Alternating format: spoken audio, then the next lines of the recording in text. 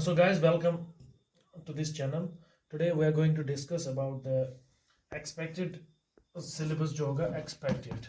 ठीक है, अभी तक ऑफिशियली हमारे पास JKP कांस्टेबल का जो रिक्रूटमेंट 2024 ऑफिशियल जो है हमारा सिलेबस अभी डिक्लेयर नहीं हुआ है। तो आपका टाइम ज़ाया नहीं होना चाहिए, इसलिए मैंने आज जो एक्सपेक्टेड सिलेबस जो ऑफिशियली होगा इंशाल्लाह उसके बारे में एक वीडियो बनाऊंगा मैं। उसमें जो है ना डिटेल्ड आपका जो सिलेबस रहेगा इसके बारे में आपको मैं इस वीडियो में क्या बोलते हैं इसको एक्सप्लेन करूंगा। ठीक है, तो यूजुअली जो आपका पेपर जो होगा, सबसे पहले एग्जाम का पैटर्न देखना है आपने। क्राइटेरिया जो है, क्राइटेरिया फॉर सिलेक्शन। ठीक है, तो पहले जो होगा वो आपका रिटन एग्जाम होगा।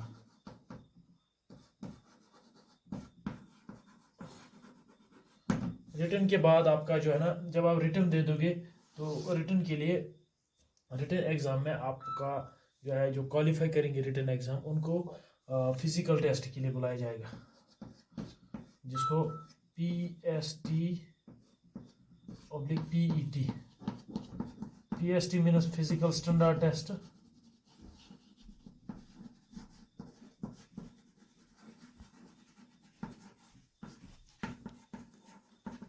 जिसमें आपकी जो हाइट, चेस्ट वगैरह जो मेजर की जाएगी। If you are more than 5 feet 6 inch, तो आपकी जो हाइट अगर उतनी है तो आप इसके लिए हाइट से क्वालिफाई कर जाओगे। फिर चेस्ट का जो क्राइटेरिया वो डिटेल्ड आप नोटिफिकेशन से खुद पढ़ सकते हो। और जो PET जो है, PET का मतलब है फिजिकल इंड्योरेंस टेस्ट।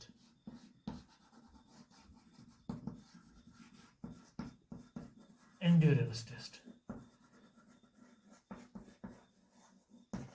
अब ये जो इंड्योरेंस टेस्ट है इसमें आपकी जो है ना, पहले मैं रब करता हूँ बोर्ड को, जहाँ पे जगह खत्म होगी। तो ये आप यहाँ पे आप नोट भी कर सकते हो। जो फिजिकल इंड्योरेंस टेस्ट है इसके बारे में थोड़ा सा आपको मैं एक्सप्लेन करना चाहता हूँ, उसके बाद हम सीधा सिलेबस डिस्कशन पे जाएंगे। तो जो PET जो है, फिजिकल इंड्योरेंस टेस्ट, बिल्कुल इजी लैंग्वेज में आपका क्या होगा, इंड्योरेंस मीन्स, इंड्योरेंस बोलते हैं बर्दाश्त को।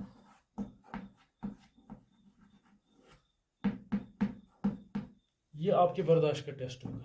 ठीक है, तो बर्दाश्त का टेस्ट कैसे लिया जाता है किसी भी रिक्रूटमेंट में? जो फिजिकल इंड्योरेंस टेस्ट है उसके लिए जो है, एक तो लॉन्ग रेस होगी आपकी, लॉन्ग रेस 1600 मीटर्स। ठीक है, इसके लिए आपका गिवन टाइम होगा 6.5 मिनट। ठीक है, तो आजकल जो है बिल्कुल इजी सिस्टम है JK पुलिस रिक्रूटमेंट, या अब JK SSR भी जो रिक्रूटमेंट कर रही है, तो जो चिप सिस्टम लगा हुआ है उसमें बिल्कुल ट्रांसपेरेंसी के साथ आपका जो है फिजिकल इंड्योरेंस टेस्ट लिया जाता है। कोई धांधली नहीं हो, कोई 1% भी उसमें कोई गुंजाइश नहीं है कि आपके साथ नाइंसाफी होगी। तो यहाँ पे आपको क्या है कि आपको बिल्कुल 6.5 मिनट में, एंड इट्स डूएबल। इसके लिए आपको कैसे प्रिपेयर करना है वो मैं अलग से वीडियो में आपको एक्सप्लेन करूंगा।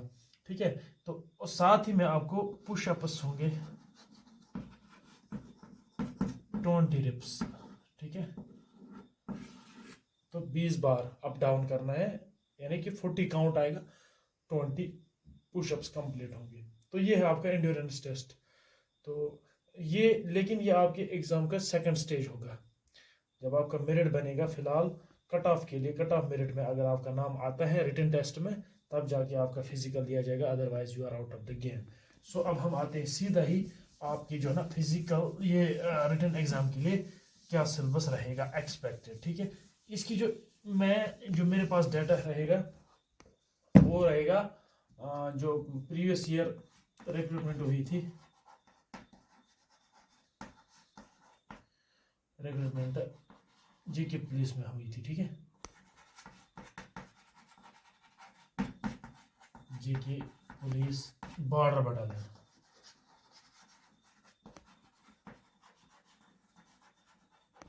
वो सोर्स रहेगा मेरा। ठीक है, तो ज़्यादा हम पीछे नहीं जाएंगे।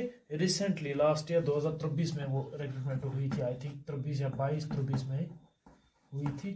तो वो जो है ना उनका सिलेबस जो है ना हम डिस्कस करेंगे, तो आपको जो है एक आइडिया मिल जाएगा कि आपका सिलेबस क्या रहेगा इसमें। ठीक है, तो इसमें सबसे पहले 100 मार्क्स का पेपर था।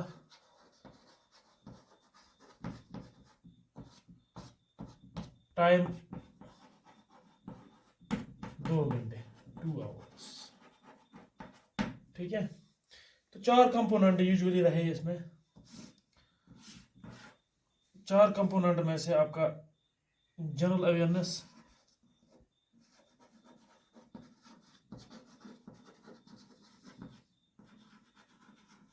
जनरल नॉलेज, ठीक है, एनालिटिकल एप्टीट्यूड,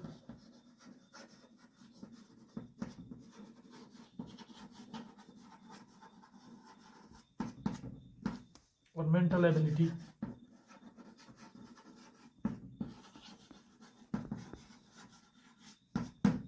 और एलिमेंट्री मैथमेटिक्स।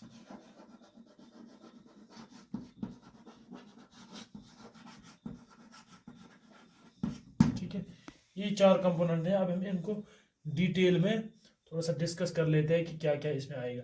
तो सिंपली आपका जो एसएससी का एसएससी CHSL यानी कि कंबाइनड हायर सेकेंडरी से लेवल एग्ज़ाम जो होता है, उसी पैटर्न का एग्ज़ाम जो है ये वाला जो है कांस्टेबल रिक्रूटमेंट का वही होगा।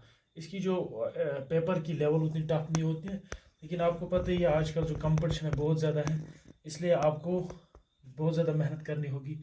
हर एक टॉपिक को अच्छे से पढ़ना होगा, रिवाइज करना होगा, उसके जो मल्टीपल चॉइस क्वेश्चन सॉल्व करने होंगे, और फिर complete full length mock test देने होंगे। तब जाके आपकी जो प्रिपरेशन होगी टू द पॉइंट और अप टू द मार्क कि आप अच्छे से इस एग्ज़ाम को विद गुड रैंक जो क्वालिफाई कर सकते हो। तो अभी हम इसको थोड़ा सा डिटेल में डिस्कस कर लेते हैं। तो ठीक है, आप बने रहिए वीडियो में। तो जीके जो है इसमें जो टॉपिक्स होंगे अगर हम डिवाइड कर लेते हैं इसमें, तो सबसे पहला जो टॉपिक है वो है नेशनल डांसेस।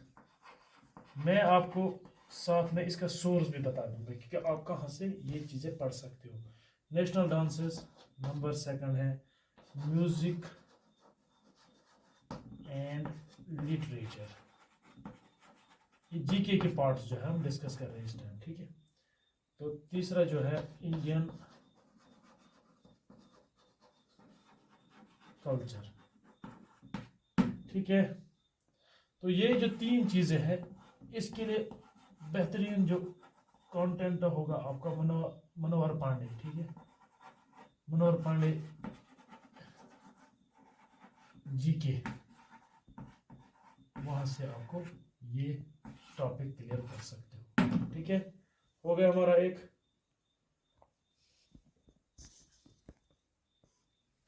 उसके बाद चौथा हमारा topic Indian geography. Indian geography के लिए आप मनोहर पांडे या ल्यूसेंट भी रेफर कर सकते हो, या अगर आपके पास NCERT होगी 11 12 की, वहाँ से आपका ये क्लियर हो जाएगा। लेकिन अगर आपके पास टाइम उतना नहीं है या आप इसमें कंफर्टेबल नहीं हो, तो you can refer to Manohar Pandey for this particular topic Indian geography. Introduction आपको इसमें पढ़ना होगा कि India as a country location क्या रहेगी इसकी। तो जो पार्ट्स है पॉलिटिकल मैप जो होगा, फिजियोग्राफी जो फिजिकल डिविजन्स ऑफ इंडिया, इसके बारे में रिवर सिस्टम वगैरह, ड्रेनेज सिस्टम, वो सारा कुछ इसमें आएगा। आपको इसका इंट्रोडक्शन पता होना चाहिए। उसके बाद चौथा 5th पार्ट जो रहेगा आपका IT एंड स्पेस, ये भी आपका मनोहर पांडे से क्लियर हो जाएगा, लेकिन इसमें आपको करंट पढ़ना पड़ेगा जरूरी। ठीक है, तो कोई भी मैगजीन या यूट्यूब चैनल से आप पढ़ सकते हो। फिर इंडियन इकोनॉमी रहेगी, भाई मुझे लगता है सबसे बेस्ट इसके लिए यही सेम बुक जो मनोहर पांडे की है, मनोहर पांडे, ये भी इसी से आपका कवर हो जाएगा। उसके बाद famous places in India, famous places in India, ये ल्यूसेंट से आपका क्लियर हो जाएगा। ठीक है, तो इसको रब करेंगे अब। Where is my duster. तो ये अगर आपने नोट किया होगा तो मैं इसको रब कर लेता हूँ।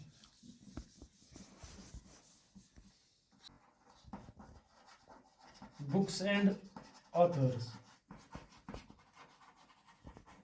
ये जो है इसमें भी आपको ये आपको ल्यूसेंट से मिल जाएगा ये टॉपिक, लेकिन यहाँ पे भी आपको याद रखना है कि आपको करंट पढ़ना पड़ेगा।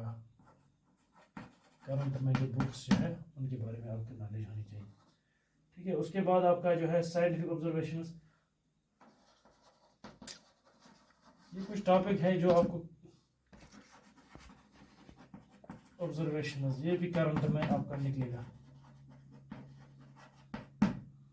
ठीक है, अगला जो है हमारा पॉलिटिकल साइंस। अगर आपने ग्रेजुएशन की होगी आर्ट्स सब्जेक्ट से या पॉलिटिकल साइंस से तो आपको इसको अलग से पढ़ने की ज़रूरत नहीं है। अगर नहीं किया होगा तो आपको भी थोड़ा सा इसका इंट्रोडक्शन पॉलिटिकल, जिसको पॉलिटिकल ऑर्गेनाइजेशन, स्टेट वगैरह, इसकी डेफिनेशंस आपको पता होनी चाहिए। अगला टॉपिक हमारा रहेगा वर्ल्ड ऑर्गेनाइजेशंस। ये जैसे यूएनओ है, वर्ल्ड ट्रेड सेंटर है, वर्ल्ड ट्रेड ऑर्गेनाइजेशन है, इसी तरह से हमारा वर्ल्ड बैंक है या वगैरह जो भी है, इंटरनेशनल मॉनेटरी फंड है, उनके बारे में जो डिटेल्ड वो आपको इसमें बुक से भी मिलेगा, लेकिन आप इसको अलग से यूट्यूब से प्रिपेयर कर सकते हो।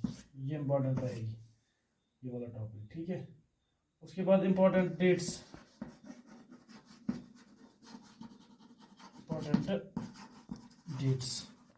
ये भी मोस्ट इंपॉर्टेंट है टॉपिक, इससे हर एग्जाम में कोई ना कोई क्वेश्चन पूछा जाता है। लाइक आपका वर्ल्ड इन्वायरमेंट डे, ठीक है, हर साल 5 जून को मनाया जाता है। यहाँ पे आपको डेट भी पूछा जा सकता है, इसके अलावा आपका पर्टिकुलर ईयर जैसे 2024 का इसका थीम क्या रहा है, ऐसे आपका क्वेश्चन पूछा जा सकता है। तो इसको करंट के साथ आपको रिलेट करना पड़ेगा। उसके बाद वो इसमें एक और टॉपिक है about India and it's neighbouring countries, वो आपका इंडियन ज्योग्राफी में कंप्लीट होगा। Science and innovations, science and innovations, ये भाई आपका जो है ल्यूसेंट से बेस्ट है, आपको मिल जाएगा इसका कंटेंट। ठीक है, उसके बाद इंडियन हिस्ट्री, मनोहर पांडे बेस्ट, और इंडियन कॉन्स्टिट्यूशन, एक मिनट में लिख लेता हूँ। इंडियन कॉन्स्टिट्यूशन, ये आप पॉइंट बाय पॉइंट आप हर एक चीज को इसमें अच्छे से सीरियसली नोट कीजिएगा। इंडियन हिस्ट्री, इंडियन हिस्ट्री जो है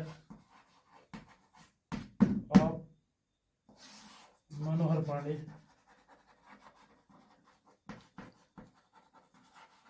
और ल्यूसेंट, जिसमें आप कंफर्टेबल हो, ये आपका वहां से क्लियर हो जाएगा।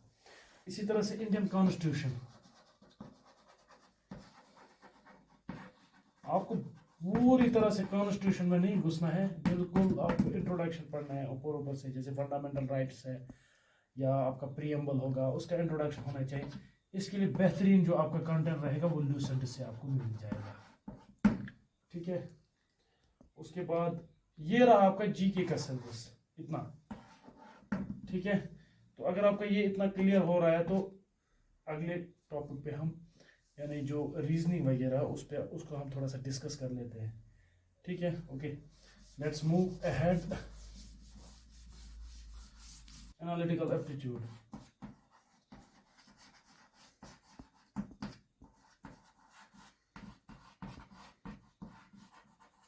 एप्टीट्यूड, ठीक है, एनालिटिकल एप्टीट्यूड।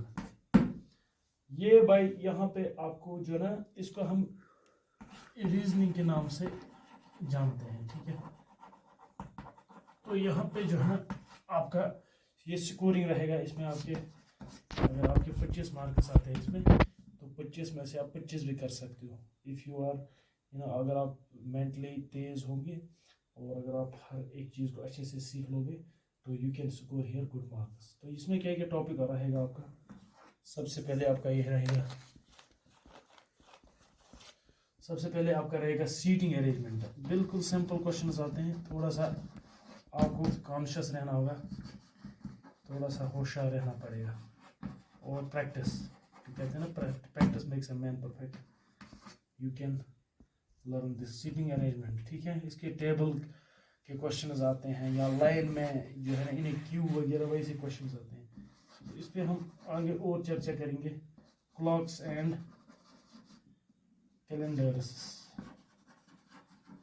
यहाँ से भी क्वेश्चंस आएंगे, ये भी आपको पढ़ना पड़ेगा। कोडिंग, डिकोडिंग, बिल्कुल मज़ेदार टॉपिक्स है ये। उसके बाद मैथमेटिकल रीजनिंग, मैथमेटिकल रीजनिंग, जो मैथमेटिकल रीजनिंग है ये आपका प्योर मैथ नहीं रहेगा, ये लाइक जैसे हम वो जो क्या बोलते हैं उनको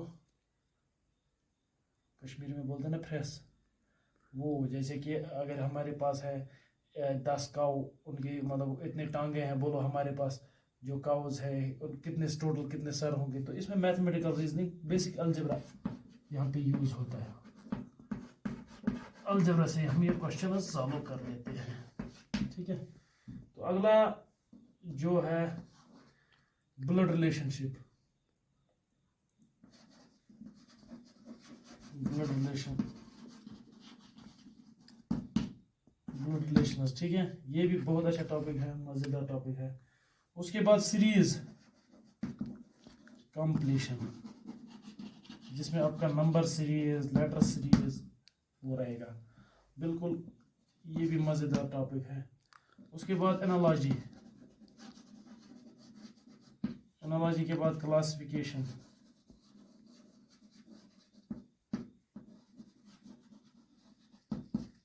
क्लासिफिकेशन के बाद directions and senses, directions and senses. उसके बाद और भी टॉपिक्स है, वो मैं आगे लिख लेता हूं। और इसका जो बेस्ट सोर्स आपका रहेगा वो RS अग्रवाल की जो रीजनिंग वाली बुक है वो आप खरीद लो, उसमें से पूरा जो है ना रीजनिंग का आपके पास मटेरियल मिल जाएगा। अगर आप कोई स्टैंडर्ड बुक जैसे कोई भी अरिहंत की कोई पर्टिकुलर एग्जाम के लिए SSC CHSL के लिए बुक रहती है या आर्मी रिक्रूटमेंट अग्निवीर वगैरह के लिए, वो भी पढ़ सकते हो, लेकिन बेहतर यही रहेगा कि अगर आप RS अग्रवाल को पढ़ लेते हो।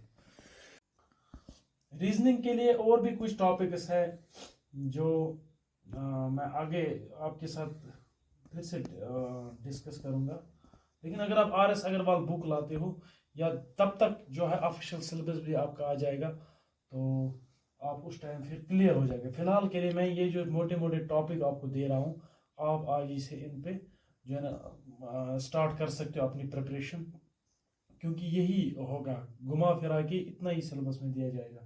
उसके बाद आपका रहेगा एलिमेंट्री मैथमेटिक्स, एलिमेंट्री मैथ्स, या हम एप्टीट्यूड कह सकते हैं। एप्टीट्यूड कौन सा वाला एप्टीट्यूड, एक होता है एनालिटिकल, दूसरा होता है क्वांटिटेटिव एप्टीट्यूड, क्वांटिटेटिव एप्टीट्यूड। इसमें आपके पास जो है ना क्वेश्चंस आएंगे नंबर सिस्टम से,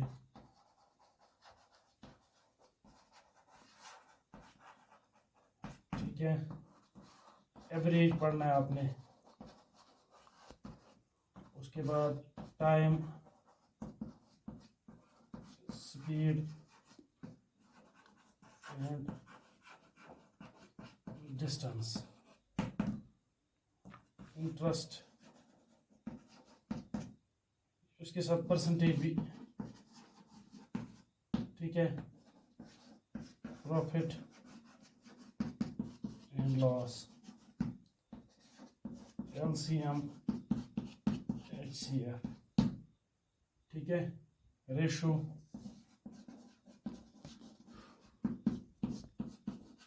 प्रोपोर्शनेट, ठीक है, प्रॉब्लम ऑन एजेस, ठीक है। तो ये वाले जो टॉपिक्स हैं आपके सिलेबस में दिखेंगे इंशाल्लाह। तो फिलहाल जो है मैंने आपके साथ जो है ना डिस्कस किया कि आपके करंट अफेयर्स में या जनरल नॉलेज, जनरल अवेयरनेस में कहाँ कहाँ से क्वेश्चंस आएंगे और क्या क्या सिलेबस रहेगा। उसके बाद हमने रीजनिंग का थोड़ा बहुत जानकारी दी आपको। उसके बाद जो है क्वान्टिटेटिव एप्टीट्यूड के बारे में बताया। और जो रीजनिंग इसका जो मेजर पार्ट पोर्शन रहेगा आपके एग्जाम में वो रीजनिंग, मैथ्स, बेसिक मैथ्स, हाँ, डरने वाली बात नहीं है, बिल्कुल बेसिक मैथ्स आएगा। और GK, JNK, GK, JNK, GK India. तो यही जो है ना वो बिल्कुल फोकस इसी पे ज़्यादातर आपके एग्जामिनर का रहेगा, ठीक है। तो इसके लिए काउंट के लिए जो ना बुक अगर आपको लानी होगी तो इसके लिए भी बेस्ट बुक रहेगी आपके पास RS अग्रवाल, ठीक है, RS अग्रवाल बेस्ट है। क्वांटिटेटिव एप्टीट्यूड, क्वांटिटेटिव एप्टीट्यूड है बुक का नाम, क्वांटिटेटिव एप्टीट्यूड, ठीक है। अदरवाइज अगर आपको पर्टिकुलर इसी कांस्टेबल एग्जाम के लिए पढ़ना है तो कोई भी जो अरिहंत की जो बुक आती हैं मार्केट में रिलेटेड टू SSC CGL या CHSL या कोई आर्मी रिक्रूटमेंट के लिए जो बुक आती है वहाँ से भी ये टॉपिक्स क्लियर हो जाएगी। बेहतर यही रहेगा अगर आप RS अग्रवाल की बुक लाते हो तो ये बेस्ट रहेगा। तो अब आगे हम ये डिस्कस करेंगे, बिल्कुल 5 मिनट में कंक्लूड करता हूँ मैं ये टॉपिक कि आप जो है ना कैसे प्रिपेयर करोगे अपने ये जो है ना सब्जेक्ट्स। तो इसमें आपका मल्टीपल अप्रोच रहना चाहिए। मल्टीपल अप्रोच मीन्स सबसे पहले आपको बेसिक बुक लेनी है जो मैंने डिस्कस किया आपके साथ, जैसे मनोहर पांडे, ल्यूसेंट या RS अग्रवाल, ठीक है। इसमें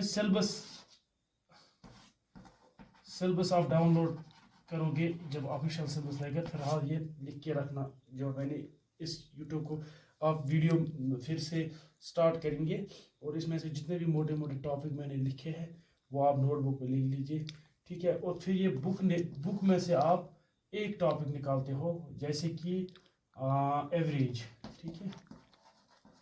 तो एवरेज आपने बुक से निकाला तो बुक से आप एवरेज के रिलेटेड बेसिक इंफॉर्मेशन ले लेते हो, ठीक है। तो तब जाके आपको डायरेक्ट क्वेश्चंस नहीं करने हैं। फिलहाल आपकी बेसिक जानकारी ले ली आपने, इसमें बुक में से पढ़ ली। फिर यही चैप्टर जो है यूट्यूब पे आप सर्च करेंगे, एवरेज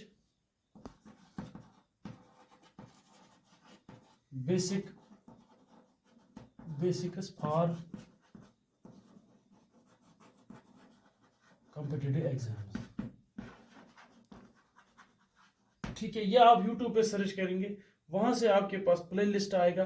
प्ले लिस्ट 2-3 आएंगे, एक ही नहीं आएगा, 2-3 आएंगे। तो 2-3 में से आप 2 या 1-2-3 जितने भी आपके पास टाइम है 5 मिनट 10 मिनट आप देख लेंगे, ठीक है। तो तीनों में से जिसमें से आपको जो है ना समझ आएगा तो वो वाली यूट्यूब चैनल आप सिलेक्ट करेंगे।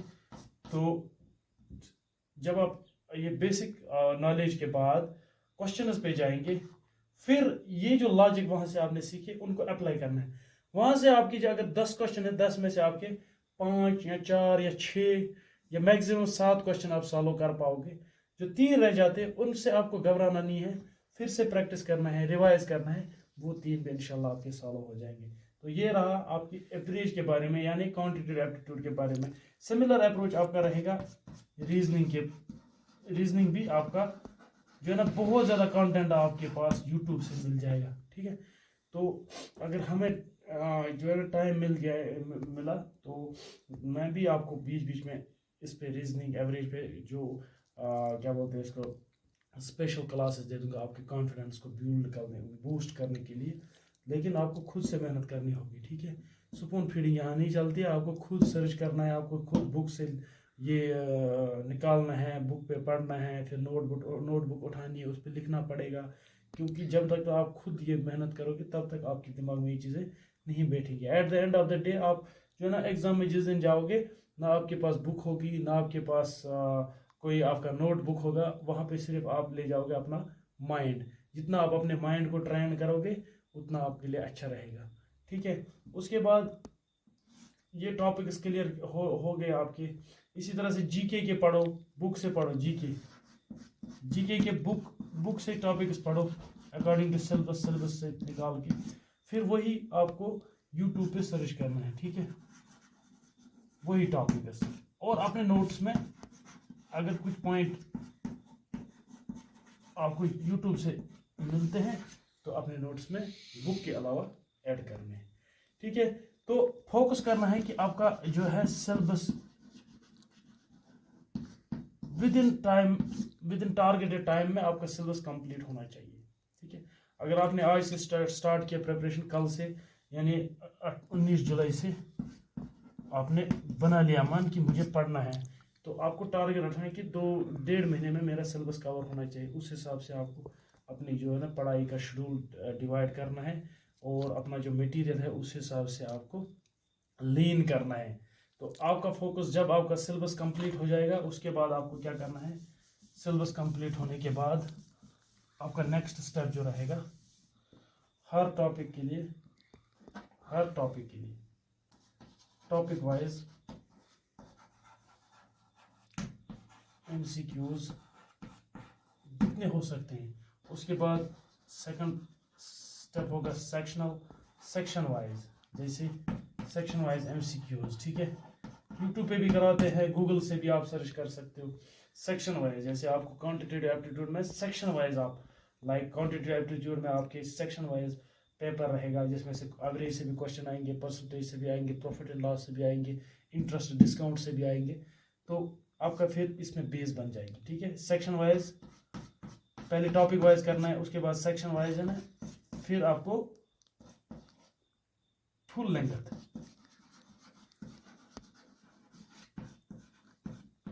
मॉक टेस्ट देना है, ठीक है। जब आप फुल लेंथ मॉक टेस्ट दे दोगे तो आपको पता चल जाएगा कि आपकी कहाँ पे वीकनेस है और कहाँ पे स्ट्रेंथ है, तो उसके बाद आपको साथ साथ रिवाइज करना है, ठीक है। हर एक टॉपिक जिसमें भी आपने एफर्ट लगाई है उसको रिवाइज करना, उसको कंसोलिडेट करना है, उसको भूलना नहीं है, क्योंकि यही है रिवीजन इज द की। अगर आप कम पढ़ोगे कोई परेशानी नहीं, लेकिन आपको revision is the key, revise तो करना ही पड़ेगा।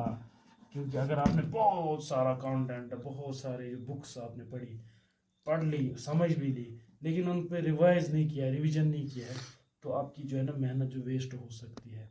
लिहाजा तो जो मैंने ये स्ट्रेटजी आपको बताई है, सिलेबस डिस्कस किया, उसके बाद स्ट्रेटजी बताई है कि कैसे आपको उस गोल तक पहुंचना है, तो यही है रास्ता। इसके अलावा आपका कुछ और भी ऐड प्लस माइनस कर सकते हो इसमें, लेकिन बेसिक जो फाउंडेशनल जो आपका बेसिक जो आपका प्रोसीजर रहेगा, जो स्ट्रेटजी रहेगी, वो इसी जो है ना जो मैंने आपके साथ डिस्कस की इसी के अराउंड रहती है। तो अगर आप ये चीज़ फॉलो कर लेते हो तो इंशाल्लाह विद इन नो टाइम आप जो अपने मकसद में, आप अपनी जो एम है आपका, उसमें कामयाब हो जाओगे। Thank you very much. अगर वीडियो अच्छा लगेगा आपको, इसको शेयर भी करना, लाइक भी करना, और अपने फ्रेंड्स को भी इस यूट्यूब चैनल की तरफ बुलाना, उनको बोलना कि इस यूट्यूब चैनल को सब्सक्राइब करें, और यहाँ से आपको अच्छा कंटेंट मिलेगा और आपका जो एग्ज़ाम में हेल्प होगा। Thank you very much.